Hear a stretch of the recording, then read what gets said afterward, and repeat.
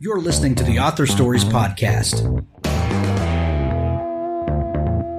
bringing you the story behind the stories and the storytellers.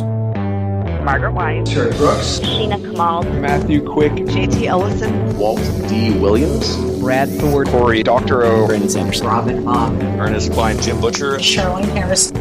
Visit hankgarner.com for archives of all the shows. Today's guest is... Well, thanks for joining me again for the Author Stories Podcast, where I bring you the story behind the stories and the storytellers.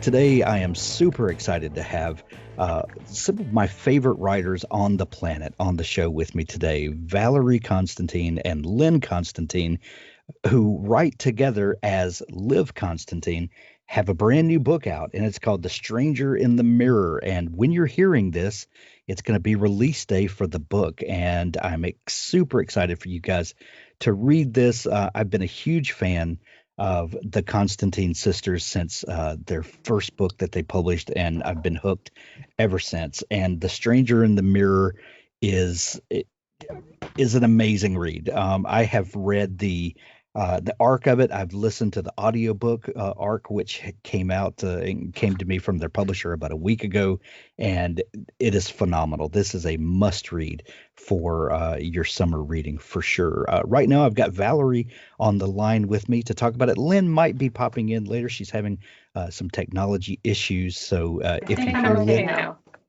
Okay, there we go. Lynne and Valerie are with me. Welcome to the show, ladies. Thank you so much, Hank. Thank you for those kind and generous words. Really, really appreciate it. It's a pleasure to be here today. Well, we have done this a couple of times before, and I think I have gushed over your books before, and I look forward to this every summer, getting to chat with you guys. But I have a question that I want to ask the two of you to get started today. And with the types of books that you write, these stories have to just take a lot out of you with the attention to detail, the constant, redirection and misdirection that you're planning out for the readers, so that when someone like me sits down with the book, and you have, just turning page after page, and the story is just, a breakneck is a good descriptor, because I'm pulled from one direction to another, but effortlessly and seamlessly, and it doesn't feel like that the author is, intentionally playing games with me as the reader. It's very organic. So what do you do as a writer, as a creative person, to refill your creative tank when you're finished writing a book? Are there certain things that you read? Do you not read on purpose for a while? What things do you do so that when a new book project is beginning, you are refreshed, you are back ready to bring your A game again? Oh, that's a great question. That is a great question, and really requires some thinking. When you said, do you not read? And when you said that, I just realized that I don't. I don't read. I should say I don't read the same kind of book. Sure. Thrillers. I go. I probably default to biographies. Historical biographies, and just sort of general fiction. And it's interesting because I'm just now realizing that I don't read psychological thrillers then, and I don't watch them. What about you, Lynne? Are you? I do watch them.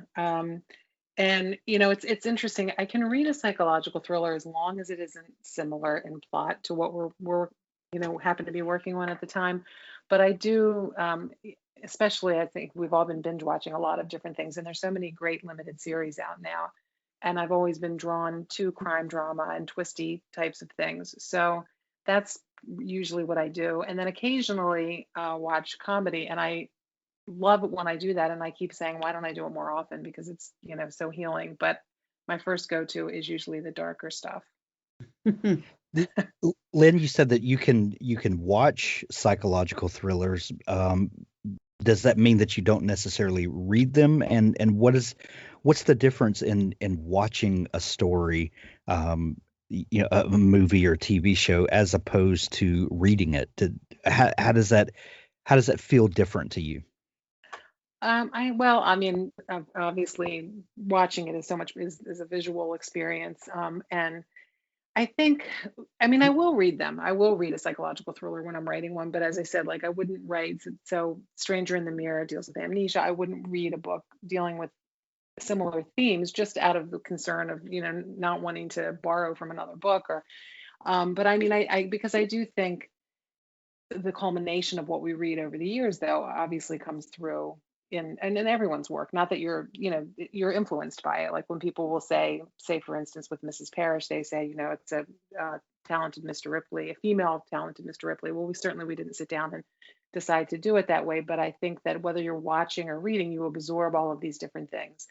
And I think for me what's helpful sometimes, it's not that a specific plot point that, but it's a way that maybe a plot is delivered or just a device that maybe is used that I think can be helpful. And I think, oh, that's an interesting way to do it. And I can use that kind of method in our writing. So not, taking exactly what's happening. So I do find in some ways that it can be helpful as long as it's nothing too similar to what we're working on. When there are so many tropes in the thriller genre that have been used, to varying degrees, time and again, like you said, The Stranger in the Mirror deals with amnesia. This is not the first book to have a character who's suffering from amnesia and all of the things that come with that. But how, just because something has been used before, how do you find new ways to explore these tropes or these ideas? What do you do to say, okay, this has been used before, but it's never been done this way? What do you do to start thinking about new ways to tell stories? I think that is a consideration for every writer, no matter what the genre is, because Sure. basically every story has been told, as you said. So in our case, one of the great advantages that I think we have is the collaboration, because it always it makes something so much easier if you have someone to talk to about it, to throw ideas off of each other. In fact, I was just reading a study about the brain and talking about how the brain now, our brains are so overloaded and we have so much to remember, and that we need to use outside things to sort of make our memories better and make our thinking better. And one of them, there were four ideas, and one of them was talking to other people and connecting with someone else's brain. And that's what Lynn and I get to do. So we can go back and forth with, well, all right, this has been done. Amnesia has been done, but how can we make it different? And that back and forth of ideas is so helpful. Wouldn't you say? Yeah, we joke that actually have one brain now between the two of us, because a lot of times we'll just say the same thing and it's a little bit, it's great and scary at the same time. And I think another difference is that we really d- try to inhabit our characters' minds and motivations, and so I think that we're showing this something that maybe have been done before, but it's unique to because we're showing it how it's experienced by our characters. So, even though we obviously want it to be pacey and twisty and page turning, we are always endeavoring to be as true to character as possible and to really think about the way in which our characters would react and respond and why they act that way and what happened in their past. So we spend a lot of time at the onset just really talking about that and developing them, and I think that that makes a difference as well in differentiating the whatever, if it's a trope, into something else. And this back and forth between Valerie and me also helps us to take a twist and hopefully make it something that's very surprising, but yet at the end people say, ah, okay, I could see that all along. So that's an iterative process that we go back and forth. And I think sometimes it might take us a month of talking before we really come upon the right twist. Well, what about this? What about this? And but when we hit it, we both look at each other and we know that that's what it is. And that's how we start all of our books. Looking for a tool to help you visualize your story before the drafting begins? Plot Pens is cloud-based and optimized for any device. There's nothing to download. From the new writer who isn't sure how to tell their story to the veteran who can increase their productivity dramatically, we've had experienced writers lay out a detailed structure for several novels in a series in a matter of a few days. The app takes you through 4 steps of the process: the concept or log line. Make sure you have a solid concept that you can keep coming back to throughout the process. The outline, 12 beats and 3 acts, each has a description of what should be happening with examples. The board, 40 cards. We take the 12 beats and add sub-beats to those, breaking it down even further and being very specific about what should go into each. These also have examples and descriptions. Right. We take those 40 cards and turn them into a to-do list. For a 50,000-word book, it's about 2 cards per chapter roughly. We have a beautiful editor built into the app. You can export your manuscript to a PDF anytime with the click of a button. Let Plot Pens help you visualize your writing project. Use code HANK10 to get 10% off Plot Pens. plotpens.com. Authors, I have a fantastic new service to tell you about. It's called PubSite.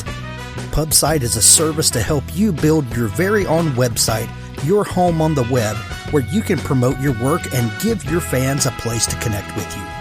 PubSite is a website platform that allows every author, regardless of budget, to have a great-looking professional website developed by the book marketing professionals at FSB Associates. PubSite is the new easy-to-use DIY website builder developed specifically for books and authors.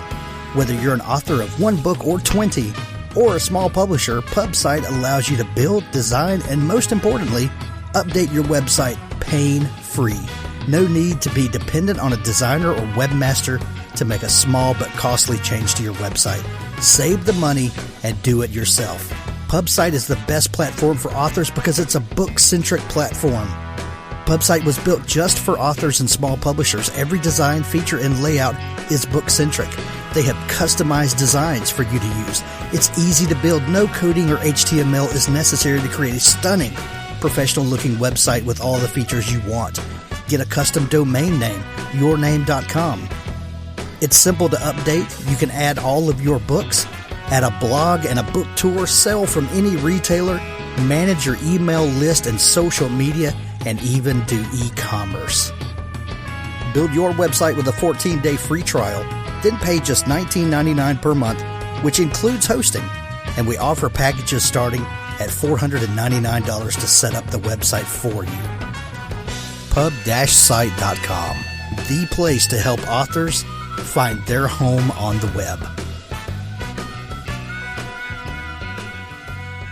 Now, Addison, the main character that we meet, is a woman who has no recollection of her past. When you first start thinking about this story and working through all of the trajectory of the story, is Addison the first character that comes to mind, or do you think of other characters first and then she comes in? How does your cast of characters build? Mm-hmm. I think she did start with Addison, didn't we, Valerie? Because it is her story, even though you do hear different perspectives. And it's interesting. This was also the first book that we've written together where we had a male perspective, and also where we have a third point of view, which is the mother of Addison's fiancé. And that was interesting too, to take that approach where you've got a person who is directly affected by the main character, and have her storyline be a part. And we really enjoyed Blythe a lot. I think she became really one of our favorite characters. Yeah. So, right, I think. Yeah. And we definitely began with Addison, and she was the one who inspired all of the research that we did. And we did do a lot of research on amnesia before we even wrote the first word of the story. We both had our books to read and papers that we read, and that was a lot of the discussion, just the different aspects of amnesia and memory and all of the issues surrounding that, and that's how Addison was formed. Yeah. Wow.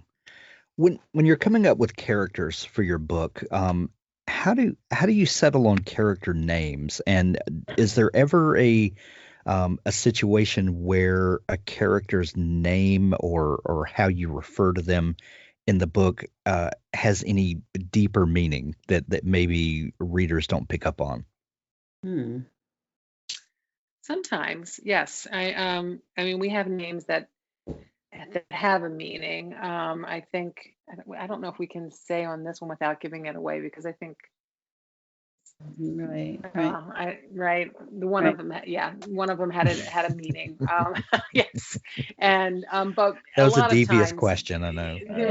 right, exactly. Trying to. And try I not think to in the hang White out. Stalker too, one had a name that we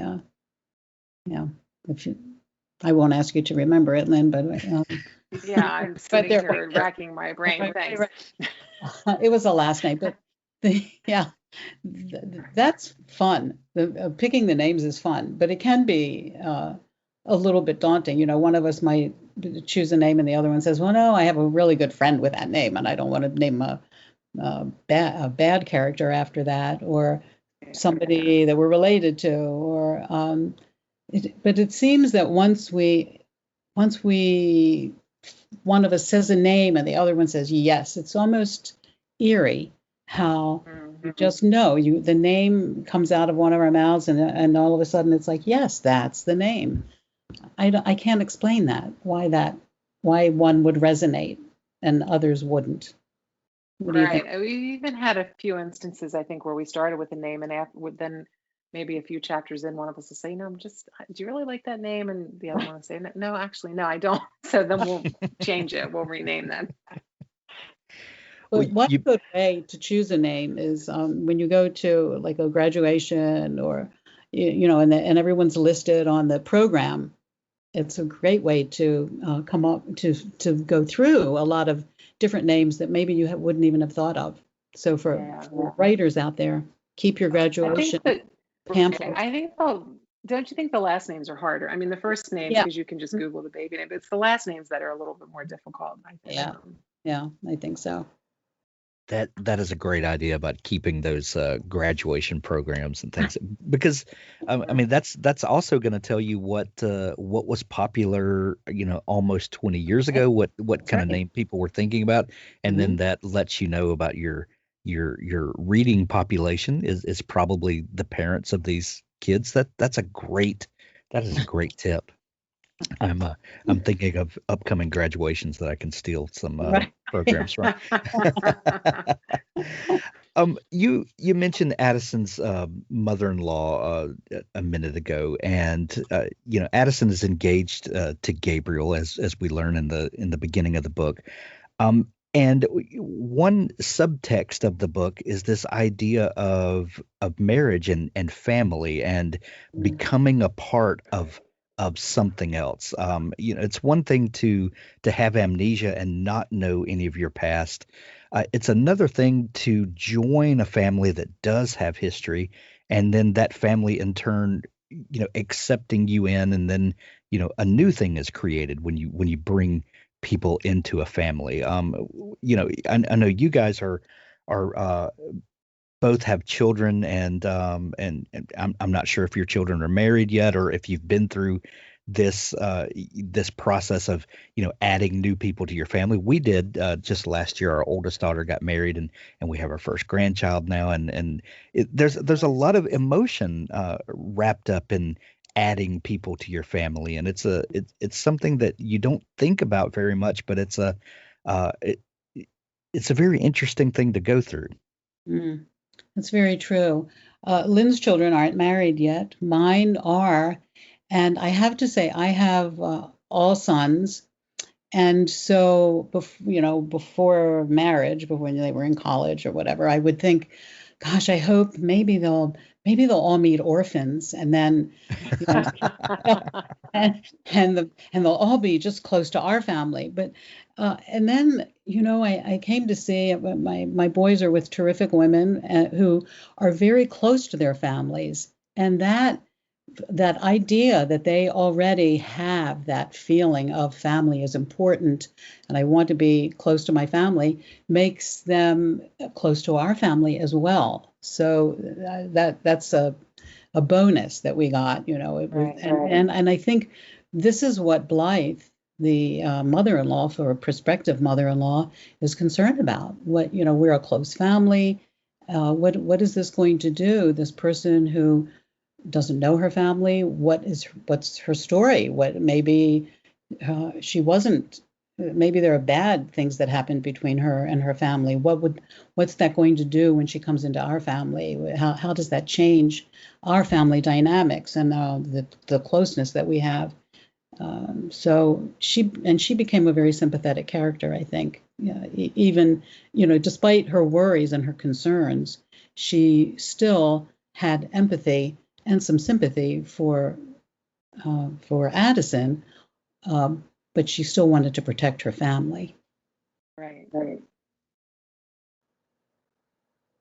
When you're talking about a story where there's a wedding and you have this couple that's getting together, we talk a lot in books about love and destiny, and these people were meant to be together, and these are fun things to to explore in fiction. But when someone has amnesia, what does that mean for destiny and for these kind of high and lofty goals that we like to think that we could have? That we're destined to love someone and we're destined to make a family together. Well, what does that mean when you have amnesia? And was this something that you were thinking about and wanted to explore in this story? I'm not sure if it was really destiny so much as the idea of how much of who you are is because of what you remember. And it's interesting that a lot in the research, a lot of people that have this total retrograde amnesia where everything is wiped out become different people. So, you could have a person who maybe wasn't the nicest person before becomes more compassionate or nice, or I suppose even vice versa. So we tend to think of ourselves, and we are, I believe, comprised of what our memories and our experiences that make us who we are. So I think there's maybe is also just a separate part of us that is there and that can thrive or survive despite memories not being there. So I think that was one of the things that we played around with, as well as in terms of destiny too. I suppose again, without giving too much away, if you suddenly remember, and then are you obligated to the people that were in your life before you forgot? And especially if now that you do remember, but what if you're different now and you don't feel the same way? So there just are a lot of complexities that come along with that. What did you think about anything about destiny, Valerie? Because I didn't. No, I don't think that I did. I think that we perhaps wanted the reader to think about destiny in terms of, what was her former life? Was she married? Right. She was that the love of her life? That sort of thing. But I don't think that that wasn't one of the things that we were focused on as a takeaway. I don't think, and I don't think that it is. What was it about? It's more. Sorry, go ahead. No, go ahead. I'm sorry. I didn't mean to step on you. No, I was just going to say, I think, resilience is one of the main themes, really, that we were trying to. Not that we start off with a theme, but I feel like resilience is a theme that emerged as we wrote this character, and kind of went with her, struggled with her, and everything that she had to go through before the end of the book. Mm-hmm. I would agree. What was it about amnesia that made you want to explore this? I mean, it's a fantastic thing to a tool to use. But what was it specifically? Was it was this something that you guys had talked about a lot and just found the right story to tell that in, or what was it that got you thinking about amnesia?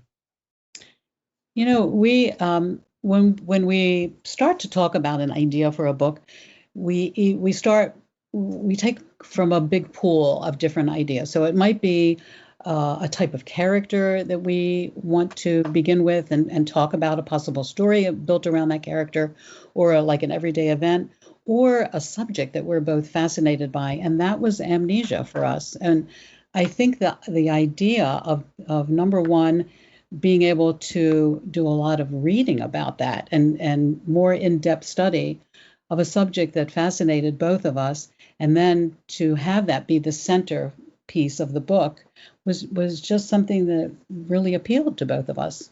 Wouldn't you say, Lynne? Yeah, definitely. I mean, we had already written a whole nother book that we were, we go through 3 or 4 rounds of editing before we even hand it off. And so we had written the first draft, and we knew that it wasn't really where it needed to be, and we weren't excited about going back. So we decided to start over, and we were talking. We actually happened to be away. We were at the Sharjah Book Festival, it was a couple years ago. And we were sitting there one night and talking, okay, if we don't go back and if we don't redo the story, what could we get excited about? And we started saying, well, what if there was this woman and, she couldn't remember anything, and then went back and forth as we do. And that's how the story was born. So we just felt extremely energized and excited. And we came home and started with our research and wrote the book. Do you think it's possible to truly have a new future when you don't understand your past? When you,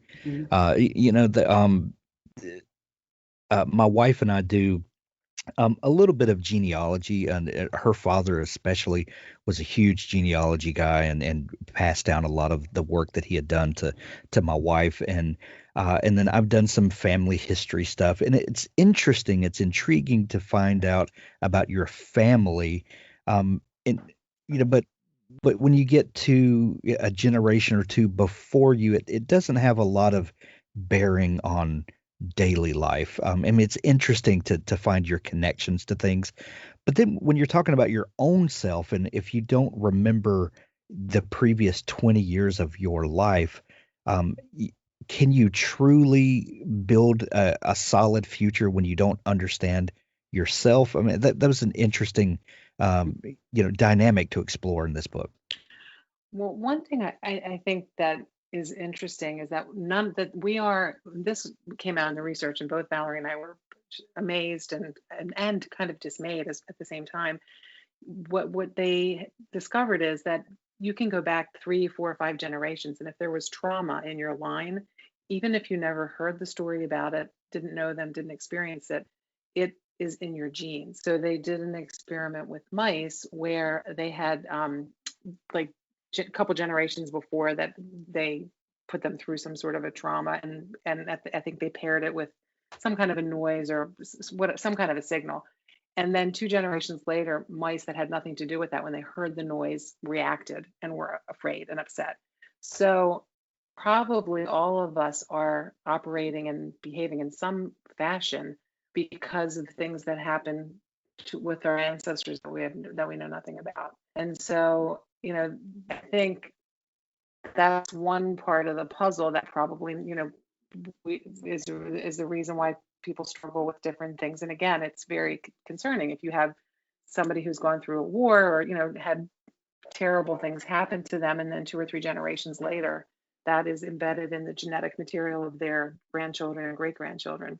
So I think you can have a future, because we don't know about that. And if you don't know anything more about your recent past, I guess I think you just have to take time. I mean, in 5, 10, 15 years time, you will accumulate some sort of a history. So I think it's much harder, but I definitely think the human nature is again, resilient, and people find a way to survive and thrive in even the worst circumstances. Wow. So if I'm a poor parent, not only am I screwing up my kid's life, but maybe generations down the road. Well, Yes. that's no Yes. pressure at No all. pressure. Yeah, no pressure at all. But I know. Yeah. But by the same token, you can sort of blame your, great great grandfather for passing along, or grandmother, I guess. Yeah, it's really sobering to think about that. That is heavy. That is heavy. Mhm. Valerie, what do you think? Can you truly build a future if you don't understand where you come from? Well, I wouldn't want to, since I have not suffered from amnesia, and I wouldn't want to imply, say, oh no, you can't. And there might be plenty of people out there who are amnesia victims, and I shouldn't say victim, but have had amnesia, who might say I lead a perfectly wonderful life. But I do think you mentioned genealogy, and I think our history and knowing it is so important and adds such another dimension to our lives. Knowing where our ancestors came from, knowing even what country. We're Greek. We have grandparents who came from Greece, and we have this connection that we feel. So I think there are a lot of those kinds of connections that you wouldn't feel, obviously, if you didn't know them. And I think that they do make a big difference in our lives and how we live them, and just a sense of who we are. And that's a very important thing to know. Who am I? Where do I come from? And I would assume, as someone who doesn't have never had amnesia, that might be a very difficult thing to live without. Sure. One of the hallmarks of a Liv Constantine thriller is the twist, and the way that you guys can completely misdirect the reader and take me completely off guard when the story takes a turn and a twist that I just don't expect. I think we all have read thrillers in the past where you could see the twist coming a mile away, and just because you take the story in a direction that seems opposite or not in line with where the reader is currently, just because you take a turn doesn't mean that you did it well. How do you start thinking about the twist that's going to come into the story, or multiple twists, and how do you keep from just giving readers whiplash for no reason? It's tricky. Yeah.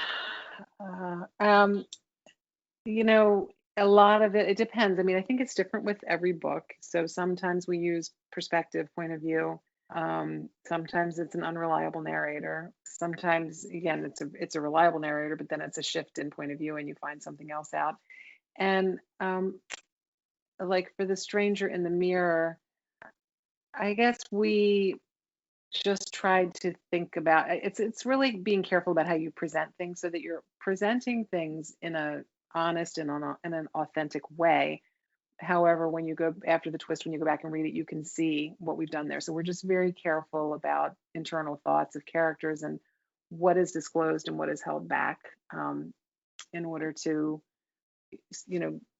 make it appear one way when it's actually another way. So yeah, it as I said, it's different with every book, but we do always go back and try to make sure we're playing fair with the reader. And I think that I think that the twists come along. The major twist we know from the beginning, but it's also an organic process as we're writing, that the twists happen along the way, and something that we might not have discussed at the beginning, but as we're writing, then it's an aha moment of, oh, well, what if this happens here? So it isn't all planned out from the very beginning. It happens along the way. I'm fascinated with people that co-write together. It's enough of a job for me to set up my writing space where I can share work from my desktop computer and my laptop if I'm out and about, and to make sure that I have the newest version of whatever I'm working on. What is it like when you're sharing writing duties between two people who I'm assuming that you guys write in different locations most of the time, and then come together to work together sometimes, but how do you manage the task of sharing a document back and forth together? Are there any new tools that you guys have discovered that make your writing life easier? And just what are some of the logistical challenges that you deal with? Mm-hmm. We always have to be, sorry, go ahead. I was going to say we have to know like renaming the files, and we get confused on what version we're on, don't we? Sometimes. Yeah, right. Yeah. What was the name of that last one? What is the newest Yeah. one? What's the most Yeah. recent document? There really is not a lot technologically that has come along to make it easier. Do you think, Lynne? I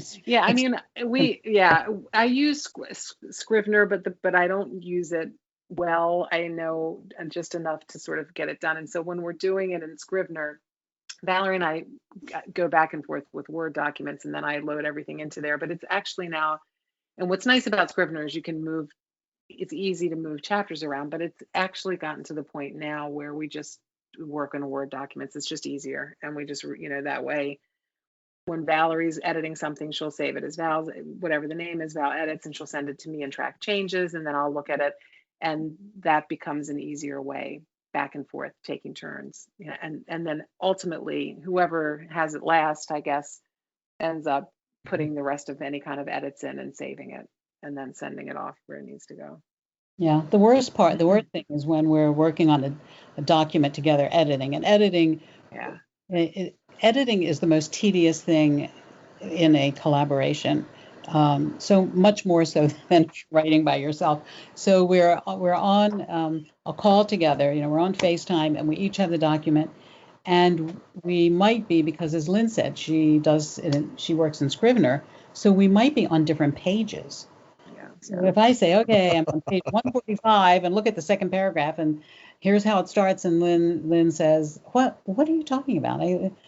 No, that's not. And then we realize, we're on different pages. And that's when it becomes very, not only tedious, but it can become really annoying too. Yes. Man. Oh, Lynne, you made me think of something just when you're talking about naming the files.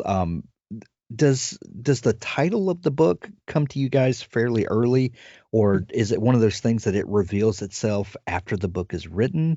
What's your stance on titling a book? I think it's happened both ways, right, Valerie? I think like the wife Stalker came really easily, and I mean typically we don't keep our titles. So The Last Mrs. Parrish was called Middle Game. I'm glad they changed it to The Last Mrs. Parrish. Much better. Yeah. The last time I saw you, we all had a hard time, and I think that title came out of a bunch of iterations back and forth. And again, after the book was written, The Wife Stalker we knew from the beginning, and fortunately HarperCollins liked that name too, and so that kept. And the same thing with The Stranger in the Mirror. We kind of expected it to change because that's what we were used to, and they liked it, so we were like, okay. But I think we had that from the beginning. I think we had that one from the beginning. Yeah. Mm-hmm. Yeah. A Circle Dance, which was our very, very first book, was after it was written, and we were having a drink celebrating, and that's how that Valerie thought of that one. But so, and then the one we're working on now, which we're not going to say the name yet, but that one we've had the name from the beginning. And we like it, and we hope they keep it. Yes. Well, The Stranger in the Mirror is available everywhere now. When you're hearing this, you can go grab it in hardcover if you want to hold the paper in your hand, or Kindle edition if you prefer to read on your Kindle. But my favorite way to consume a new Liv Constantine book is audiobook, and we're going to put a link there as well. What do you guys think about the audiobook production of this book?